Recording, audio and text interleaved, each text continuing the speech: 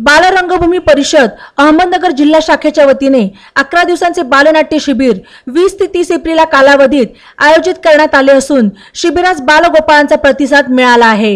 या शिबिराचे उद्घाटन रसिक ग्रुपचे जयंत येलुलकर तसेच नाट्य परिषद मध्यवर्ती मुंबईचे कोषाध्यक्ष सतीश लोटके आणि बालरंगभूमी परिषद मध्यवर्ती कार्यकारिणी सदस्य अनंत जोशी यांच्या हस्ते नटराज पूजन करून झाले।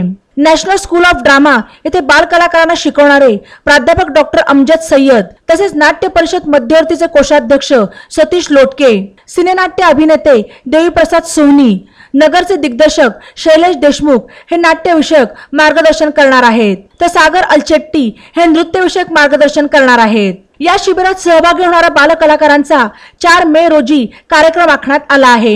नगरमध्ये होणाऱ्या 100व्या नाट्य संमेलनामध्ये देखील सहभागी होण्याची संधी या बालकलाकारांना मिळणार आहे। या प्रसंगी तेजा पाठक, सोनाली दरेकर, संस्थेचे पदाधिकारी टीना इंगळे, सुजाता पायमोडे, विराज अडगटला, सपना साळुंके, भाग्यश्री दातखेळे, मैथिली जोशी तसेच शिबिरातील विद्यार्थ्यांचे पालक उपस्थित होते। बातम्यांसाठी ई नवा मराठा YouTube चॅनलला सबस्क्राइब करा आणि बेल आयकॉनवर प्रेस करा।